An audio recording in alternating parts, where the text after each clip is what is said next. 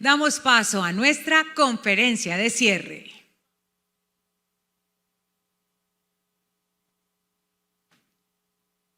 Conferencia. Compromisos para mitigar el cambio climático de la industria minera colombiana. Brigitte Baptiste, rectora, Universidad EAN. Invitamos a la doctora Brigitte Baptiste con un tema de gran interés para todos. Es un gusto darle la bienvenida a la rectora de la Universidad EAN, quien nos contará acerca de los compromisos para mitigar el cambio climático. Bióloga de la Universidad Javeriana, magíster en Conservación y Desarrollo Tropical en Gainesville, Universidad de la Florida, a lo largo de su trayectoria se ha desempeñado como docente e investigadora en temas de políticas de gestión ambiental, conservación de paisajes rurales y ecología de sistemas complejos. En su paso por el Instituto Humboldt, coordinó el programa de uso y valoración de biodiversidad y la subdirección científica, así como la dirección del instituto. Le damos la más cordial bienvenida.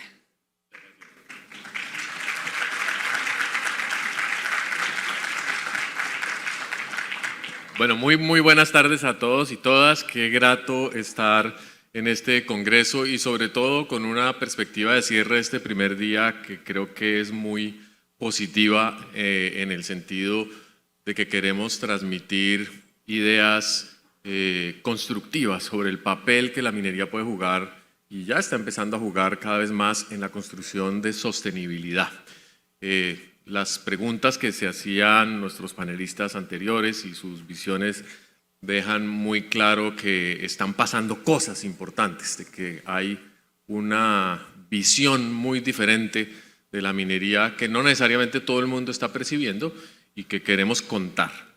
Así que yo quiero compartir con ustedes un trabajo que venimos realizando hace algunos meses con la ANC, con la asociación, la ACM, Asociación Colombiana de Minería, que tiene que ver con la necesidad de contar el cuento, la necesidad de hacernos ver por el resto de la sociedad y hacernos ver en el presente, de contar exactamente y sin tapar las cosas que eventualmente no están funcionando bien, el papel que la minería juega y puede jugar en el país. Entonces este trabajo con la Universidad de EAN está orientado fundamentalmente a construir una nueva narrativa para el sector minero. Bueno, entonces la noción de construir una nueva narrativa tiene que ver no con inventar un discurso sin que pase nada, sino proponer una visión de la minería hacia el futuro que esté arraigada en los requerimientos, en los retos, en los desafíos contemporáneos. En ese sentido, analizamos tres cosas en estas conversaciones en las que participaron muchas de las empresas asociadas y espero que en el futuro muchas más, que por supuesto tienen que ver en primer lugar con los retos del cambio climático, en segundo lugar con la condición específica de nuestro país de ser un país mega diverso que está dentro de los retos de adaptación y gestión del cambio climático, ahora voy a explicar por qué, y finalmente se reflejan en la construcción de territorios sostenibles. Lo que hace la minería, y queremos seguramente todos y todas que suceda, es que aparezcan territorios más sostenibles gracias a la intervención de las empresas, gracias a la intervención concertada con el Estado, las instituciones y por supuesto con las comunidades. Las tres cosas van de la mano y tienen sus indicadores, tienen su manera de ser interpretadas. La primera podría definirse como hizo el gobierno anterior, como un camino a cero emisiones. Habría muchas maneras de abordar, digamos, la descarbonización del sector, y no solamente de este sector, pero en principio tenemos unas metas, unas expectativas y unos alcances de descarbonización en los cuales ya estamos haciendo cosas, nos faltan otras, pero es una ambición muy concreta y que yo creo que ya está en la mira del sector. En segundo lugar, el tema de la gestión de la biodiversidad, que es más particular, como decía, para Colombia y tiene que ver con la meta que se va a poner ahora el Convenio de Diversidad Biológica de convertir a todas las actividades económicas, no solo la minería, en actividades positivas para la naturaleza. Y ahí no alcanzan a ver, o tal vez sí, yo no alcanzo a ver la pantalla, aquí sí, la curva en la que el Convenio de Diversidad, que se reúne ahora en diciembre en la COP16 de Biodiversidad en Montreal, una idea que es muy sensata, es decir, ya que tenemos nuevo conocimiento, nuevas capacidades en el mundo, podríamos hacer que todas las intervenciones de desarrollo se conviertan en intervenciones que dejen un saldo positivo para la naturaleza, no solamente que dejen de deteriorar el medio en los casos en que eso sucede, sino que además hagan un esfuercito para convertirlo en algo positivo. Y un ejemplo muy sencillo es, por ejemplo, una carretera. Si uno va a construir una vía y le pone un peaje para recuperar los costos de la vía, pues a ese peaje le suma 20 centavitos más y esos 20 centavitos se van a la inversión en biodiversidad afectada por la carretera más allá de los requerimientos de ley. Claro, a nadie le gustan los peajes, de golpe el ejemplo no es el mejor, pero la idea es que todos a través de nuestras actividades, incluso como personas, podamos contribuir a restaurar y regenerar la biodiversidad. Y eso va al último elemento, que es el de los territorios. ¿Cómo hacemos entonces para restituir las condiciones de bienestar, de calidad de vida, de funcionalidad ecológica, de equidad de todos los territorios en Colombia? Y eso es una meta que une los objetivos de cambio climático y los objetivos de gestión de la biodiversidad en conjunto con todos los demás objetivos pues, de sostenibilidad que ya conocemos. La metodología de nuestro trabajo, que todavía no ha concluido, pero que en unos pocos días esperamos tenga ya su informe final para compartir con ustedes, se basó en 3 tipos de actividades. El primero, hicimos un poco una comparación de cómo está la minería colombiana en relación con 2 países con los que pudiéramos contrastar ese conocimiento, ese estado de la gestión de la sostenibilidad. Y utilizamos a Canadá y a Perú por la disponibilidad de información y la comparabilidad.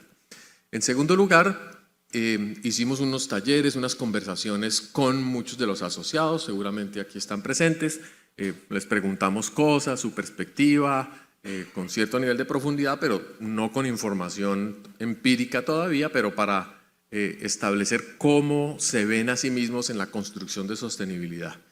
Y finalmente, y en la etapa concluyente, fue el proceso de ensamblaje de la propuesta narrativa que la vamos a presentar al final de esta sesión. Dentro de los principales hallazgos, que son muchos de la gestión ambiental o el contexto de gestión de sostenibilidad de nuestro país, están, por supuesto, en primer lugar, las políticas de cambio climático. Son muy distintas. Por ejemplo, Perú no tiene ley de cambio climático, tiene algunos compromisos.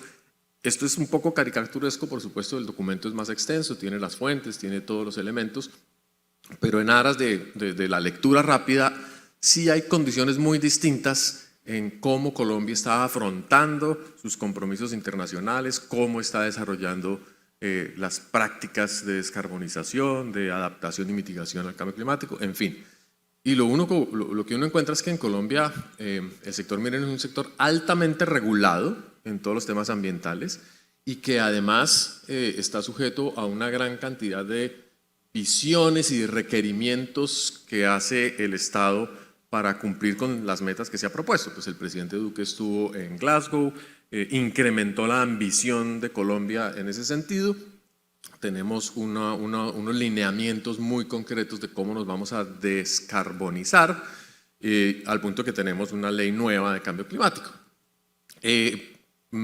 Canadá, aquí estoy confundiendo las banderas, Perú es la que no tiene una ley específica de cambio climático, Canadá sí la tiene. Por supuesto, Canadá es uno de los países que más contribuye con emisiones de gases de efecto invernadero. Entonces, ellos están mucho más arriba del cupo de emisiones que Perú y que Colombia. Pero, curiosamente, Colombia tiene unas ambiciones incluso más altas que las de Canadá en términos de su descarbonización, cuando no tendríamos que estar tan preocupados por reducir unos niveles que no contribuyen en absoluto a solucionar el problema. Y esto ya lo hemos dicho en varios foros, hay mucha gente que está hablando del tema. Colombia no tendría por qué estar obsesionada por la descarbonización, tiene que hacerlo y se va a beneficiar de ello, sobre todo por temas de transición tecnológica, de adaptación y de competitividad, que puede ser muy interesante y lo vamos a ver un poquito más adelante. En términos de, por ejemplo, compensaciones ambientales, pues Canadá no tiene ninguna política de compensaciones. Canadá no utiliza el concepto de compensación. Perú tiene compensaciones voluntarias. Las empresas sí consideran, si su plan de manejo ambiental lo recomienda, pueden acudir a un esquema de compensaciones, pero no está dentro de la regla. En cambio, Colombia pues tiene compensaciones por ley desde la ley 99. Y yo creo que todos ustedes tienen ese dolor de cabeza, y también parte de la solución han ido construyendo y contribuyendo a la creación de un sistema nacional de compensaciones cada vez más sofisticado, que podría mejorar muchísimo, pero que a marzo del 22 había implicado intervenciones directas en más de 87.000 hectáreas, sobre todo en términos de reforestación y recuperación ecológica en ecosistemas equivalentes, que es para lo cual se inventaron las compensaciones. Y directamente el sector minero ha participado con 4.000 hectáreas en proyectos de compensación, hasta donde las estadísticas permiten ver. Probablemente sea más que eso. Las compensaciones siempre tienen el reto, como dicen, de crear o recrear las condiciones ecológicas que los proyectos mineros han podido modificar, o el deterioro ambiental causado en el territorio. Y por eso en Colombia hay muchas opciones para hacerlo. Uno puede compensar con otras empresas, uno puede compensar con comunidades, uno puede compensar dentro del título minero, en fin, hay muchas formas de hacerlo, y eso hace que hayan aparecido ofertas institucionales como los bancos de hábitat. En Colombia, con el patrocinio del BID inicialmente, ya se han creado 6 bancos de hábitat, que son espacios donde se requiere y se garantiza que la compensación va a ser efectiva y que no se van a desperdiciar esos recursos que por ley hay que invertir. Pero si ustedes piensan en 4.000 hectáreas en compensaciones, eso es muy poquito, eso es una gota en el océano, y tiene que ver con que, o pone en evidencia que las empresas mineras no son grandes transformadoras del territorio. Realmente la actividad como tal no está asociada con el tamaño del título, que es un mito y una falacia que se instaló hace unos años en los medios de comunicación con ese famoso mapa lleno de rojos, porque la actividad minera se desarrolla de una manera muy puntual dentro del título, y el resto del título, incluso hoy en día, es un espacio más verde de lo que fue cuando se constituyó.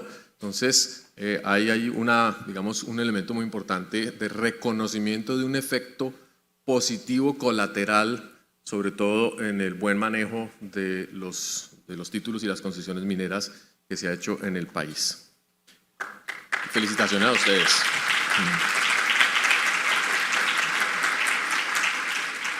Los bancos de hábitat hoy en día están siendo considerados como una alternativa interesante para los proyectos nuevos en Perú, y Colombia está dando la asesoría específica para su montaje.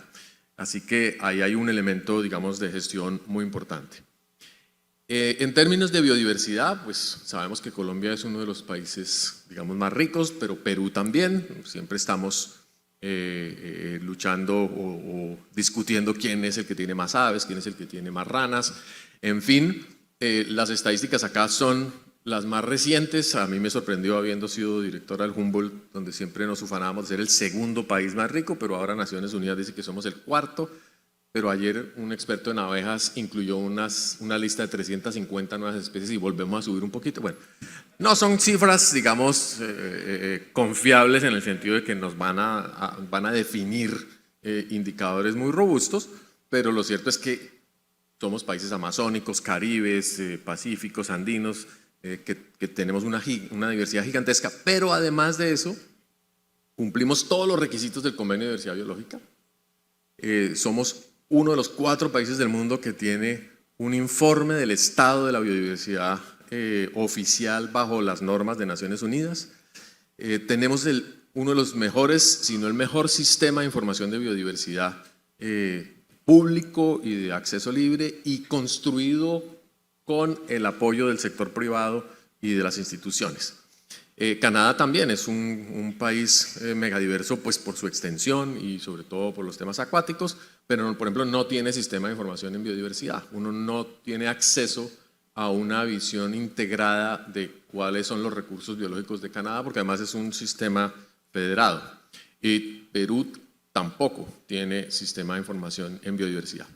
Cuando ustedes entran al CIP Colombia y dicen quiénes son los que han aportado información sobre biodiversidad, aquí verán algunos de sus logos, las empresas que están desde hace muchos años entregando información de manera voluntaria y abierta, porque toda la información que se pone en el CIP puede ser descargada por un usuario, y estamos hablando de yo pienso que más de 250.000 registros de biodiversidad están en el CIP. Llevamos más de 1 millón. Entonces yo soy la desactualizada, se notan los 3 años por fuera del sistema. Es uno de los aportes más interesantes y de mejor calidad, porque los datos que vienen acá provienen de los estudios de impacto ambiental, de los monitoreos regulares que exige la autoridad oficial. Entonces ese es otro motivo de satisfacción y ha funcionado muy bien realmente.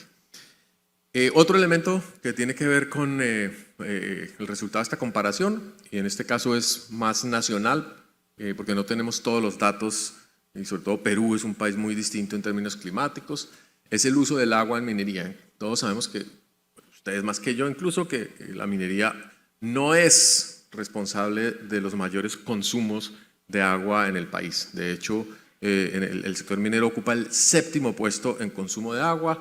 A veces cambia un poquito, sube al 6º, depende de quién haga la lectura, pero no es un gran consumidor de agua, siendo que la agricultura y el consumo humano sí lo son. Aquí aparece el término de demanda hídrica para la generación de energía. Ahí no estamos todavía seguros de que el agua se consuma en el proceso de generación de energía, ¿cierto? Porque la hidroeléctrica lo que hace es aprovechar la energía cinética de las caídas de agua, pero bueno, el caso es que en la minería ha habido un proceso de gestión del agua interesantísimo, que como decía la exministra, no es el mismo de hace 20 años ni el de hace 30 años. La gestión de agua que hacen las mineras hoy en día es tremendamente eficiente, y eso se evidencia en los reportes y en la factura. ¿Cuánta agua pagan? Diría alguien, no están pagando porque están están alterando el contador, pero realmente no, porque la minería está utilizando muchísimo aguas de lluvia. En general está construyendo reservorios de agua, está utilizando el agua, la está reciclando, la está limpiando incluso la está desintoxicando en aquellos casos en los cuales el proceso implique algún tipo de vertimiento. Entonces hay minimización de captaciones directas, se capta en los ríos para temas de consumo humano y se trata y se devuelve a los sistemas con los sistemas de saneamiento a través de las PETAR, y además un elemento importantísimo para que todo eso funcione y la autoridad lo crea, se está monitoreando. Entonces tenemos muy buenos datos de cantidades y calidades de agua utilizadas por el sector minero, y hay una percepción asociada con la mala comunicación que hay sobre el sector de que el sector minero está acabando con el agua, y pues no hay evidencia de que eso suceda, y tenemos que ponerlo sobre la mesa todo el tiempo. Claro, la extracción ilegal de minerales sí causa un deterioro muy grande de la calidad del agua. Entonces, datos y datos es lo que importa. Y donde estemos fallando, reconocerlo y desarrollar un plan de ajuste y una propuesta de mejoramiento, porque siempre hay espacio para hacerlo. En el tema de regalías de ambiente, bueno, el 7.7% del valor total de los proyectos que se han ido aprobados se están destinando a proyectos relacionados con temas ambientales, y ahí están los tipos de proyectos que se han utilizado. Hay 26%, 43 proyectos para sostenibilidad ambiental, 30 proyectos de soluciones energéticas sostenibles, 17 proyectos de mitigación de cambio climático. En el estudio pues está definido qué son esas inversiones y dónde se han hecho y las listas de los proyectos, pero para demostrar que hay una inversión creciente y positiva de las regalías, pues uno esperaría que subieran cada vez más, pero eso requiere un aprendizaje. Sabemos que las regalías siguen acumuladas porque no hay proyectos formulados, y ese es uno de los temas en los cuales también la percepción pública tiene una visión muy sesgada, porque si no se usan las regalías es como si no existiesen, y las empresas pagan regularmente sus regalías.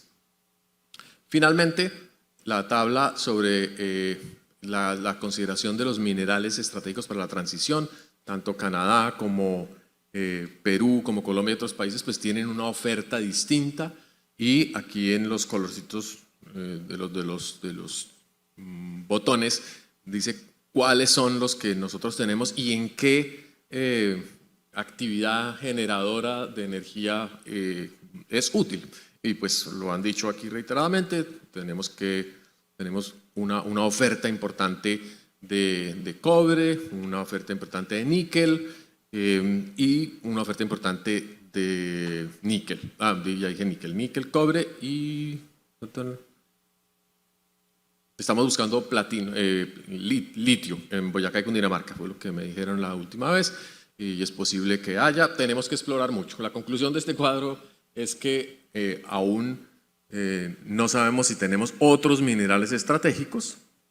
Y una consideración, y esta sí es muy personal, no está en el estudio, y es que de todas maneras, aunque no sean minerales estratégicos, no veo ningún problema a que Colombia sea un país productor de oro. Que el oro no sea un mineral estratégico no quiere decir que no lo podamos sacar.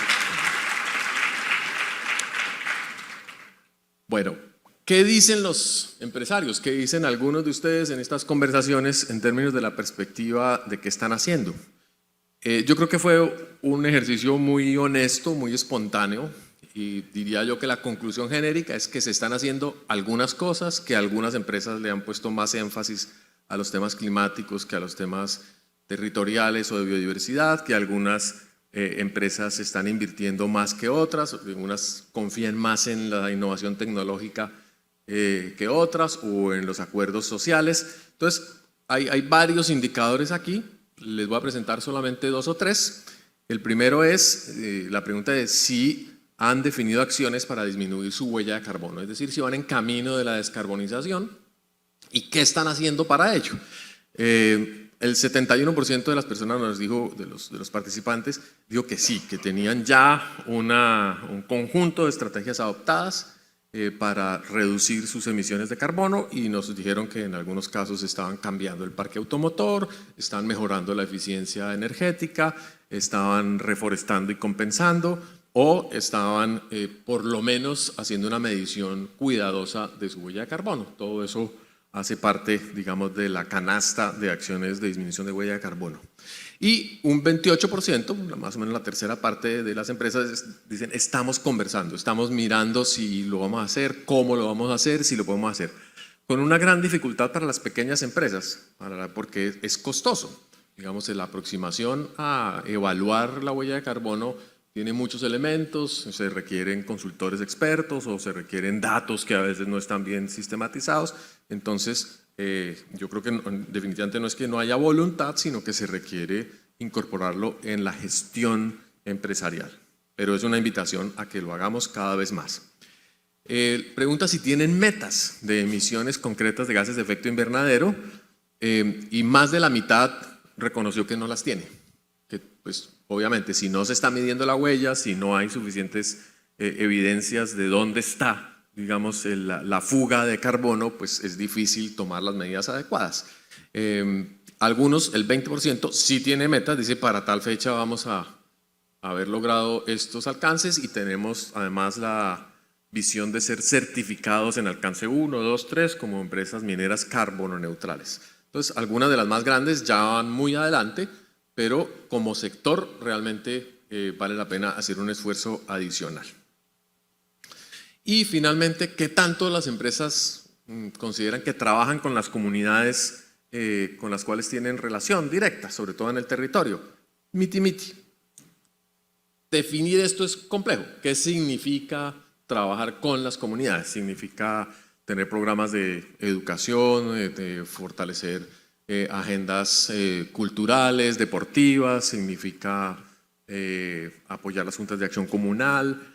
Hay muchas formas en que esta interacción se da y valdría la pena un esfuerzo de sistematización un poquito más claro, pero ahí hay un capital, un acervo y una forma de trabajo que vale la pena además compartir, que las empresas nos contemos las unas a las otras cómo nos ha ido, qué estamos haciendo, cómo estamos innovando en términos de relacionamiento con la comunidad.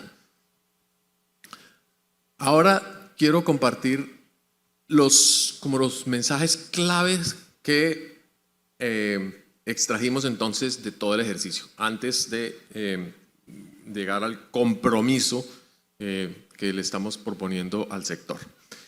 Lo primero, pues obviamente darle una bienvenida a algunos de los mensajes que escuchamos esta mañana por parte de las ministras, especialmente el llamado de atención sobre la participación de la minería en una economía multifacética, no pretender que la minería se defina como la vocación del territorio colombiano, ya también lo plantearon en el panel anterior, ni de ninguna región en Colombia en particular, sino que se combine con otra serie de actividades, y eso es un buen llamado que creo que todos compartimos. No depender, no hacer que una región o un territorio dependa de un solo recurso. Y en segundo lugar, el llamado al diálogo y a la concertación y a la construcción colectiva de las nuevas políticas mineras, de las nuevas medidas que se espera que se tomen para actualizar el código minero, que se esperan para abrir nuevos espacios de trabajo con las comunidades. En fin, allá en este campo va a haber mucha controversia y esa controversia habrá que tramitarla a través de muchas conversaciones.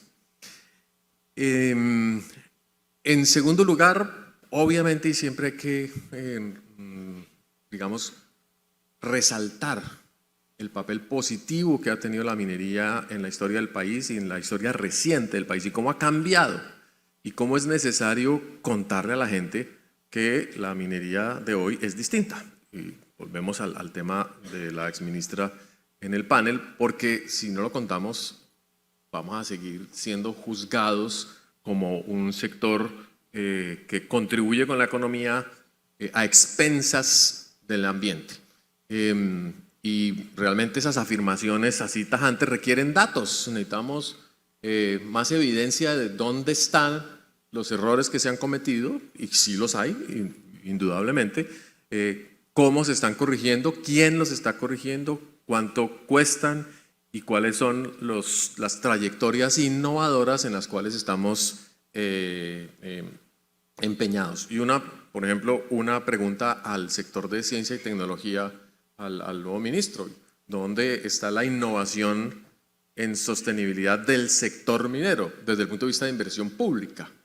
Porque pues las empresas hacen innovación todo el tiempo, pero no necesariamente hay acuerdos público-privados para definir innovación de beneficio común. La minería ha generado muchas capacidades que no son visibles, que no están en la contabilidad, que no están en los reportes. A veces empiezan a aparecer en los de responsabilidad social, a veces aparecen en los de sostenibilidad, pero realmente después de décadas de minería, en algunos casos, los aprendizajes y los resultados son sorprendentemente buenos e interesantes, o también habrá problemas de pasivos ambientales, problemas acumulados de conflictos locales, pero hay que verlos y hay que mostrarlos. Y eso implica también una revisión, digamos, de la medición de los efectos que ha tenido la minería en el territorio. Y yo creo que en general nos vamos a encontrar con buenas noticias y muchos aprendizajes. El tercer tema es el que tiene que ver con la adopción del Tratado de Escazú. El Congreso ya nos dio la noticia de que lo va a ser aprobado, ya está en el trámite final, de manera que lo interesante aquí es cómo nos adelantamos y nos disponemos a contribuir con la conversación y con la aplicación del tratado de una manera constructiva y de una manera que nos sirva a todos los colombianos y no solamente a unos poquitos, sino que todos los colombianos nos beneficiemos de los principios y de lo que propone el tratado con su enfoque social y ambiental. Por supuesto, también el tema de la visibilidad de los aportes a la minería en otros sectores, que hemos comenzado tímidamente a hablar de, bueno, y no es solamente en energía, la transición energética pues obviamente es la más visible, pero ¿qué pasa con la agricultura? ¿Qué pasa con los fertilizantes? Ya lo hemos empezado a sentir duro por la escasez de algunos de ellos. ¿Qué pasa con la alimentación? ¿Qué pasa con la construcción y de infraestructura? En fin, la minería contribuye sustancialmente con otras transiciones, no solamente que contribuya financiera o tecnológicamente con los objetivos de otros sectores, sino que facilita la transición a la sostenibilidad en otros sectores. Y hay que identificar muy bien porque uno puede decir, bueno, vamos a sacrificar esto aquí y no se da cuenta de la cascada de efectos que puede llegar a tener en un lugar distante o en una actividad económica que aparentemente no se vería afectada por una decisión, por ejemplo, de restringir cierto tipo de minería. Creo que todos, parte de la conversación que tuvimos, estamos de acuerdo con que el sistema de regalías hay que revisarlo. No necesariamente por las cantidades, las formas, sino porque así como está diseñado, no genera una señal positiva para el sector. El sector acaba siendo señalado como el responsable de las inversiones limitadas de las regalías. Y entonces la gente dice, no, sí ve que es que los aportes del sector minero, ¿dónde están? No se ven, ya lo había dicho un poco antes. El tema de las compensaciones ambientales es limitado, sabemos que el alcance de las compensaciones podría ser mucho mayor. Ahí esto requiere una conversación con las políticas públicas y ambientales del sistema de compensaciones. Tenemos muchas limitaciones para invertir y también hay muchas compensaciones que no se han podido desembolsar o desarrollar porque no hay cómo. La norma es demasiado estricta, demasiado restrictiva y un régimen de compensaciones más abierto sería maravilloso, que pudiéramos hacer educación ambiental con cargo a las compensaciones, que pudiésemos hacer fortalecimiento del sistema de información de biodiversidad con compensaciones, en fin, y yo creo que la autoridad ambiental está en plena capacidad de evaluar qué cosas podrían ser aceptables o no como compensación. Algo que está, como les decía, surgiendo es el vínculo entre las decisiones de descarbonización y de restauración o reconstrucción ecológica o de paso a la bioeconomía. La relación entre minería y bioeconomía la plantearon las ministras esta mañana como algo conflictivo y yo creo todo lo contrario, que es absolutamente sinérgico. La minería es la que nos va a dar el paso a la bioeconomía y eso es indispensable construirlo.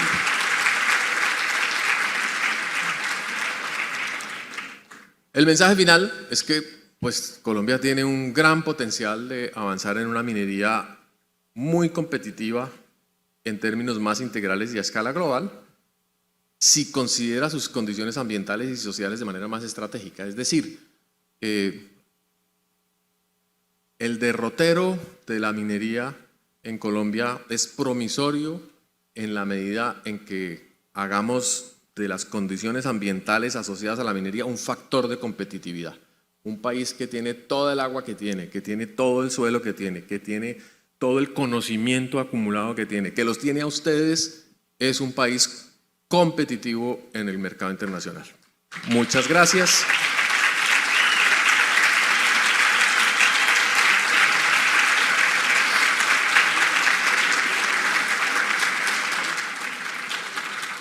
Ahora, todo esto no es por echarle cepillo, tiene datos, tiene bibliografía, espero que sean críticos y duros con el informe final, pero ahora quisiera invitar al doctor Juan Camilo a que nos hable un poquito de, a raíz de esto, cuáles creemos que pueden ser unos compromisos del sector hacia el futuro. Pero hagámoslo juntos. Bueno, como presentando un reinado. No.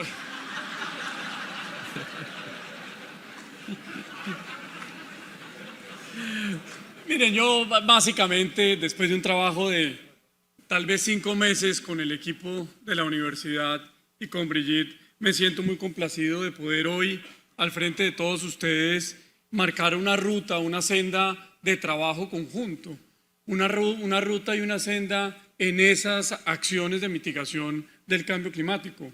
La industria minera tiene mucho que aportar en materia ambiental, tiene mucho que contarle a otros sectores en materia ambiental y, por supuesto, también cada vez tiene que exigirse a sí mismo mayores compromisos en ese camino de la sostenibilidad y del cambio climático.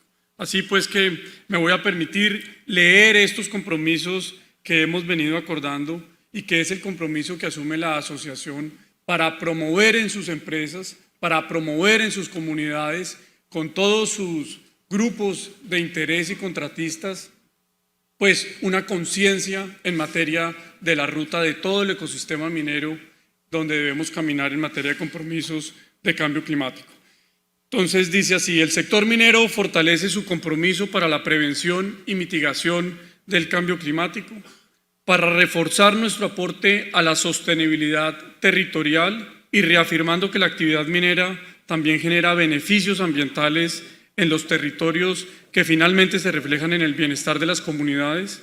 La Asociación Colombiana de Minería impulsará 7 acciones para la prevención y mitigación del cambio climático en Colombia. Así, primero, lograr avances anuales en la implementación del estándar TSM en lo concerniente con el marco de cambio climático. 2, promover la medición anual de la huella de carbono, contar con una línea base y definir acciones para disminuir las emisiones de gases Colombia, de efecto nuestra invernadero. Es todo un reinado. Siempre pasa. Buscar que el sector defina metas e indicadores de seguimiento que permitan reducir las emisiones de gases efecto invernadero. 4, promover la difusión anual de las emisiones de gases efecto invernadero y las acciones que se adelanten frente al cambio climático. 5, fomentar el reporte de proyectos en el Registro Nacional de Reducción de Emisiones de Gases Efecto Invernadero, RENARE, relacionados con la disminución de emisiones de gases efecto invernadero.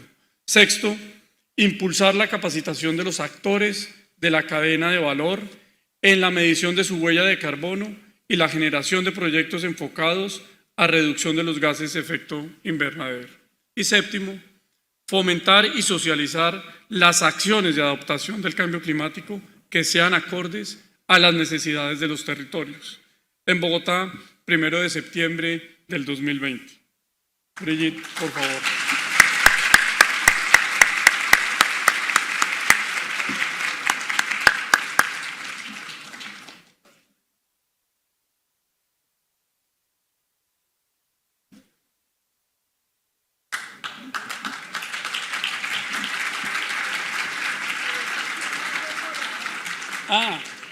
Bueno, ya. ¿En la mesa? Firmamos el borrador, entonces es un error histórico que va a tener valor dentro de 50 años.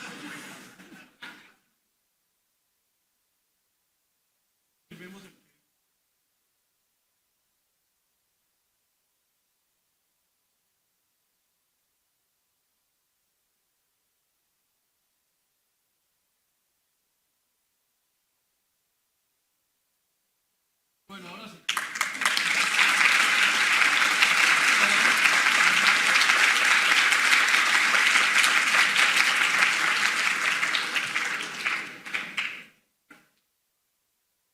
Muchísimas gracias a nuestra conferencista Brigitte Baptiste. Compañías Muso Colombia por 13 años ha sido como la esmeralda que produce minería verde con huella social y comunitaria en el occidente de Boyacá. Los invitamos a disfrutar del cóctel de bienvenida en este congreso de la Asociación Colombiana de Minería en los jardines del hotel a las 7:30 de la noche. Los esperamos a todos a las 7:30 de la noche en los jardines del hotel. Mañana comenzamos nuestra agenda a las 8:30 de la mañana en punto. Agradecemos a todos su puntualidad, una muy feliz noche para todos y que disfruten del cóctel de bienvenida.